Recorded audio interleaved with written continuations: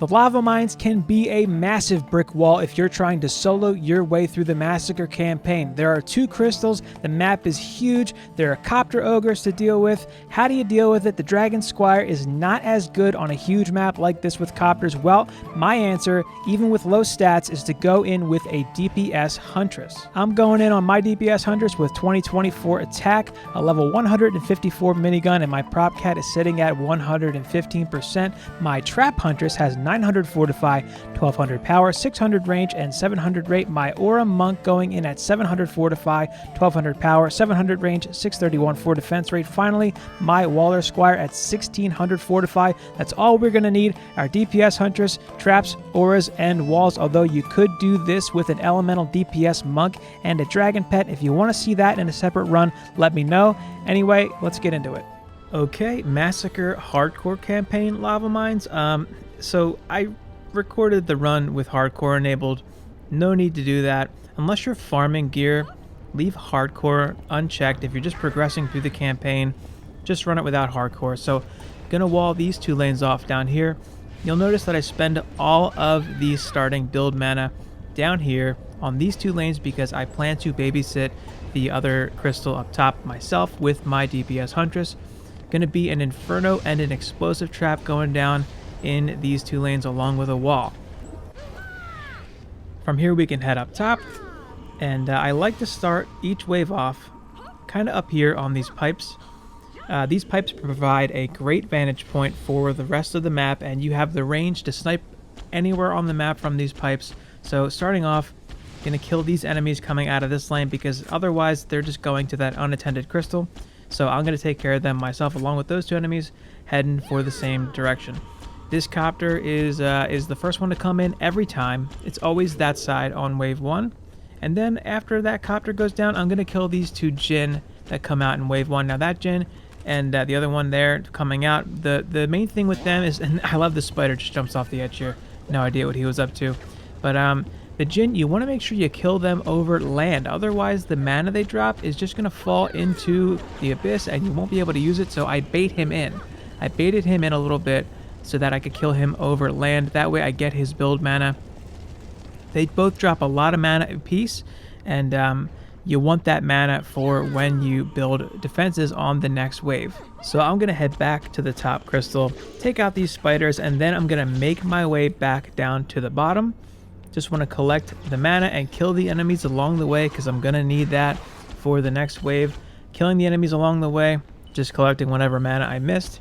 You do want to start off the next wave at the bottom, and here you're going to see the power of the DPS huntress, just the huntress in general, being able to jump this high and get around the map so easily, just so valuable for a huge map like this. But now, I'm going to flip over to my aura monk, going to drop an ensnare and an enrage, and then a gas trap. And the idea here is that I'm laying in the crowd control as thick as possible. I want as much crowd control on these lanes as I can get because I want them to be able to be okay without my constant attention. So gas traps, ensnares, and enrage auras, gonna do that in a way that covers poison elemental resistance and fire elemental resistance, since the poison gas traps, ensnares, and enrage auras don't all use the same elemental immunity. So I do have the mana to wall this off. If you don't, it's not the biggest deal. You just have to make sure you kill everything that's heading that way. But I have some mana, and that's exactly why I killed the djinn over land, so I could get their mana and drop those walls. But the same deal here for wave 1, or for wave 2 rather. It's the same deal as wave 1. I am just going to take out these enemies myself. There's a djinn that always comes out. I'm going to kill that djinn. Then I'm going to kill this copter. And then finally, there's a sharkin. Gonna kill him as well, and once the key enemies are down, you don't really have much to worry about. Just some minor enemies gonna beat on the walls for a little bit. Gonna take out that other copter from so far away that I think it's pretty clear the usefulness of being on a DPS huntress for this run. Being able to kill those copters way before they become an issue, so valuable. Arguably in this run though, I spent a little too much time paying attention to the top lane. Should have let those walls do their job and concentrated on the bottom, because you do see that I have a wall pushed in here. A sharkin got through because he had poison immunity from the poison siren that came out for wave 2. It doesn't really matter though. So here's the thing. if the walls get pushed in, you have so much CC that the enemies that would be able to come in and do damage to your crystal, they're locked down. If they do have poison immunity, they get caught up by the enrage, and if they have fire immunity, they get caught up by the gas and the ensnare. So it doesn't really matter either way. Sharkins can push the walls around all they want. You're going to be able to put them back. Nothing else is going to make it through. But I am going to stand up here and take some things out of the top crystal, and I can snipe the djinn and the important enemies from the safety of these pipes down at the bottom there. I don't have to go down and commit until I feel safe, and now's when I feel safe, when there's only a few enemies left. So I'm going to go down, collect the mana, sell that wall. I am going to have to replace that wall, no big deal, and then I'm going to head back to the top and take out these last few enemies. That way I can lay down a ton of stuff on this lane right now. I do build pretty close to the crystal, and I find that that works the best because I can lay in an aura stack to cover both of these walls here. But 2 gas traps going down, 2 infernos going down. It's a big area, so I use 2 of each to just cover the whole area and make sure everything triggers appropriately. But then I am going to lay down 1 aura stack for the whole area, an ensnare, an electric aura, an enrage aura, and then closer to the walls going to lay down a strength drain there. And I do need to head back down to replace this wall, and I want strength drains in both lanes, but I don't have quite enough mana for that right now, so I'm just going to do 1 and call it there. Going to lay it down in this lane, and now I'm going to head back to the top on my pipe, my sniper's nest up there, and start wave 3. I do generally like to start the waves from this area. Just gives me a really good vantage point to check and see how everything is and what needs my attention the most. And of course, you're going to have a clear view of the copters. Now from wave 3 on, pretty much, the build's nearly done. The lanes can sustain themselves for a little while without my attention, so the copters are going to be priority number 1. The last thing I want is a full health copter to deal with, a full health ogre to deal with, and a copter flying around shooting me with missiles and stuff. So after they're down, 2 ogre copters for wave 3. After they're down, I'm going to take out the djinn from up here and the sharkin. Just going to do some damage and help out in these lanes, and I have no worries of being taken out by spiders or anything because obviously up here I am perfectly safe, and that's one of the benefits of running a DPS huntress on this map. You can just hang out up here and do whatever needs doing at any of the walls, at any of the lanes, because you can see them all from here. So it's a wonderful vantage point. I kind of wish, frankly, that there were more maps like this where they gave you the opportunity to snipe from a distance and cover the whole map yourself, and just do it all from one character with such a nice vantage point like this. So I am going to hop down here. The wave is coming to a close. Going to hop down, kill everything, check the damage. You know, I generally do lose one of those inferno traps, and that's the benefit of having 2. Those djinn, they get in, they steal stuff, and that's what they do. But our lanes are so secure that it's okay if we lose something. It's not going to be a big deal. So I do upgrade those walls because at this point, wave 3, have plenty of mana. My build's almost done. That's one of the benefits of getting your build done early, is that you can be really free to do whatever you want with whatever mana you get once your build is done. Upgrade stuff, repair stuff. Just maintaining the build for the last couple waves is a lot easier than having to worry about shuffling things around and building and rebuilding and whatnot. So I have to take out that ogre. He's in a weird spot, and you kind of have to get a weird angle just to be able to shoot him. But after he's done, I'm going to head back down to the bottom. I do need to put a strength drain in one of these lanes still, and there's a few monsters just having a little party on the other side under the spell of the enrage aura. So I'm going to take the opportunity to just repair stuff and do some housekeeping and maintenance on that lane, and then I'll come over, take them out, and I do scooch a couple of these auras back a little bit just to see if I could get them enraged in range of my other traps, and see if they'll take the damage from those traps by moving them back, moving that enrage aura back a little bit. And then I do drop a strength drain aura in this lane as well, and that finishes the build off for the bottom. That's completely done. Just gonna replace the inferno trap that I lost to the djinn up here, and that's generally the one that goes, but you know, easy enough to just replace it, and there's nothing else really to do from here during the build phase aside from just maybe some repairs and some upgrades, but you end up with plenty of time. So I am going to go back over to the pipes and hang out and wait for the wave to start. Now my priority at the beginning of the wave, of course, still going to be the copters. I see I've got a lightning and a fire siren.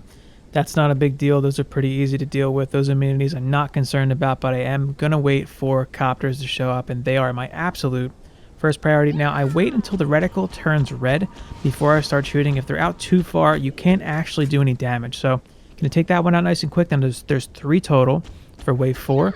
And I know I've got another one coming in. And I'm going to take him out too.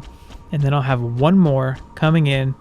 I'm not sure if the pattern is the same for each run, but they do come out from opposite sides quite a bit. So there's the 3rd one right there. And I start my power up a little too soon because you can't actually shoot it right away.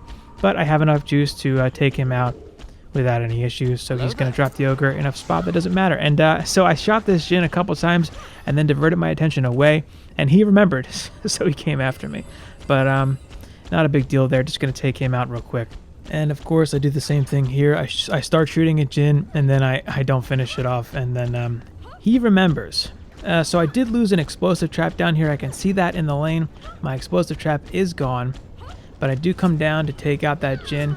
And then I take out this other one here. Now, one thing that I didn't count on was that explosive trap being gone, really making a difference. I should have babysat the lane, because what ends up happening is a Sharkin actually does make it to the wall, push it in, and if my explosive trap had been up still, it would have exploded when he ran by and stunned him. But, you know, I didn't think it would matter. Again, not a big deal though. The lanes, they're so well locked down with all that crowd control that a wall gets pushed in, it doesn't matter. Everything's going to be CC'd so heavily between the enrage and the gas trap that it's not going to make a difference for you. So it really doesn't matter. I'm not sweating it. I head back to the top, start taking some stuff out up here. I didn't lose my inferno trap this time. How about that? And take out these enemies. And now at this point, once you get to the last remaining quarter or third of the enemies in the wave, you're pretty much okay.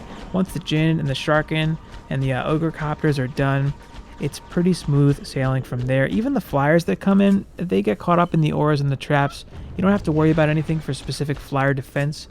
The build holds up against flyers too, so it's not a big deal. But yeah, the last 50, 100, 150 enemies or so are pushovers. They're the only enemies you ever need to concern yourself with when you're running through this map in particular. And most maps are the nightmare-specific enemies like the djinn and the Sharkin, and then the sirens, of course, will mix it up and change things up depending on their elements, whatever they're granting to the enemies. That will make things varied. I ran this build, a couple dozen times at least, and most times my crystals didn't take any damage. It was very rare that walls didn't get pushed around, but it usually resulted in nothing happening. Occasionally my crystals would take a shot or two, but none ever came close to going down, which is why I felt comfortable putting this run out and putting this video out and sort of promoting this build as a good one to solo through with. But gonna replace this wall here, and from here I've got all my mana to spare. I do want to replace my explosive trap also, but like I'm sitting on 1700 mana. There's a lot I can do. I just decided to upgrade some stuff, repair some stuff. You know, you can do whatever you like. If your fortify is a little lower than mine for your wall or squire, you could always opt to dump more of that mana into upgrading your walls to give them some more HP. You know, if you don't have quite as much fortify on, say, your aura monk, you could upgrade your strength drains a little more. Same deal with the traps, upgrade them more if you don't have quite as much fortify on your trap huntress. But I'm going to start wave 5 off here. Now there's 4 copters for wave 5. And I've got 2 fire sirens. That's easy. You know, even if one of them was poison, you've seen what happens if a wall gets pushed in. It really doesn't amount to anything concerning at all. But I am going to be on copter duty for the early part of wave 5. Now, I make a mistake here. I start focusing on other things and not copters. That's not the best move. You do want to just go 100% on the copters in the beginning. I do take this one out with plenty of time. And now I'm looking around at other things. I'm not paying attention to the copter lanes, and that ends up not coming back to bite me. But I am looking out for, you know, I don't want djinns to take my traps and stuff. But what ends up happening is, see, this was a mistake. I shouldn't be looking over here. I should be looking for the last copter. Oh wait, yeah, there is the last copter there. But I should have had my attention to both sides of the map, because what ends up happening is, boom, there's a copter. Now it looks like it snuck up on me, but I should have been paying attention and waiting for those to come in. He drops a full health ogre. I take him out before he has a chance to really shoot me at me much. So now I just have to deal with a full health ogre in the lane. Not a big deal. He can't damage the crystal, and I have walls, so, you know, he's just going to beat on a wall for a while. But I am going to prioritize these djinn now. They're CC'd. They're not really a threat, but I don't want to take a chance. I do see some djinn over across on the far side, so I'm going to take them out too, just to save some traps and save some things from going down. And, you know, everything else is pretty much locked down at this point. I upgrade that wall, and then I leave because that ogre is so preoccupied that it doesn't really matter. But I'm going to come over, just check on the top crystal. Of course, my Inferno trap, one of them went down, as it usually does. One of the benefits, though, of playing on a huntress is that I can just replace it. It's not going to be as good because it's my DPS huntress, but hey, it's better than nothing. I had the 4DU. Why not? And you may have noticed that the only stuff that I did lose throughout this game were traps. That's because the traps are the forward-most thing in the lane. I know that I'm playing a huntress, so I can replace traps if I need to.